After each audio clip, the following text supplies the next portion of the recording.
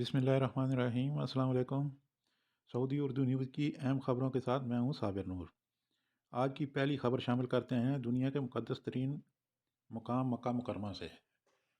مکہ مکرمہ کے بلدیہ کے ترجمان اسامہ زیتونی نے کہا ہے کہ مکہ کے تمام محلوں میں پری پیڈ پارکنگ قائم کی جائے گی۔ عکاظ اخبار کے مطابق آج شرائع سیکٹر کی اہم شاہراہ القاضی تک پری پیڈ پارکنگ کا منصوبہ مکمل کر لیا گیا ہے۔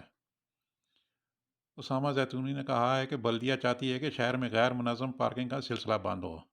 پبلک مقامات پر گاڑیاں منظم انداز میں پارک کی جائیں۔ انہوں نے کہا ہے کہ معذوروں کے لیے پارکنگ کا خصوصی انتظام کیا جا رہا ہے۔ تجارتی مراکز اور اہم اقتصادی مقامات آنے جانے والوں کی سہولت کے لیے تمام مقامات پر پری پیڈ پارکنگ کا انتظام کیا جا رہا ہے۔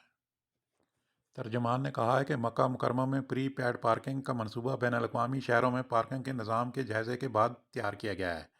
شہر کی تمام سڑکوں پر پری پیڈ پارکنگ مہیا کی جائے گی۔ سعودی عرب میں کفیلوں کے حقوق کے تحفظ کے لیے گھریلو ملازمین کے انشورنس کا نظام جمعرات سے نافذ العمل ہوگا۔ سبق ویب سائٹ کے مطابق گھریلو ملازمین کی غیر حاضری یا کام نہ کرنے یا فرار ہونے کی صورت میں کفیل کو معاوضہ فراہم کیا جائے گا۔ گھریلو ملازمین کی انشورنس کا نظام ان ملازمین پر لاگو ہوگا جو پہلی مرتبہ نئے ویزے پر سعودی عرب آ رہے ہیں، اور اس کی مدت 2 سال ہوگی۔ 2 سال کا عرصہ گزرنے کے بعد کفیل کو تجدید کا اختیار ہوگا کہ وہ اس انشورنس کو ختم کرنا چاہتا ہے یا اسے جاری رکھنا چاہتا ہے۔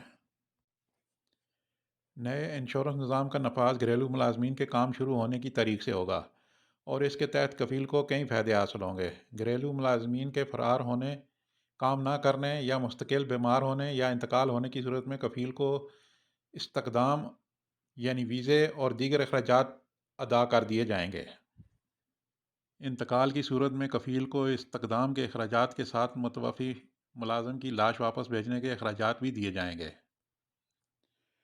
گلوبل فنانس کی رپورٹ میں مجموعی قومی پیداوار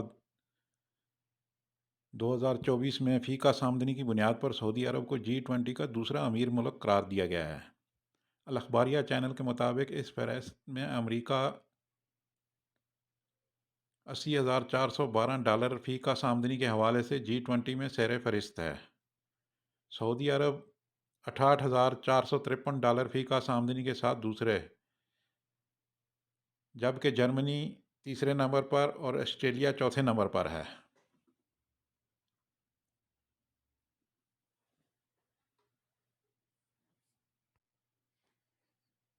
باقی لسٹ آپ دیکھ سکتے ہیں۔ اس میں انڈیا 19ویں نمبر پر ہے۔ سعودی عرب کی پبلک ٹرانسپورٹ اتھارٹی نے کہا ہے کہ ٹرکوں اور بسوں کی ٹریفک خلاف ورزیاں خودکار نظام کے تحت ریکارڈ میں لانے اور درج کرنے کا عمل 21 اپریل سے شروع ہوگا۔ سبق ویب سائٹ کے مطابق نیا خودکار نظام سامان منتقل کرنے والے تمام اقسام کے ٹرکوں کے علاوہ بین الاقوامی اور مقامی مسافروں کے بسوں پر بھی لاگو ہوگا۔ اس نئے آٹومیٹک سسٹم کے تحت ٹریفک خلاف ورزیوں کو پکڑا جائے گا۔ ان میں ٹرک یا بس کو اجازت نامے کے بغیر استعمال کرنا یا اجازت نامہ ختم ہونے کے باوجود اس کو استعمال کرنا، یا ٹرک یا بس کی فرضی عمر ختم ہونے کے باوجود اس کو استعمال میں لانا شامل ہے۔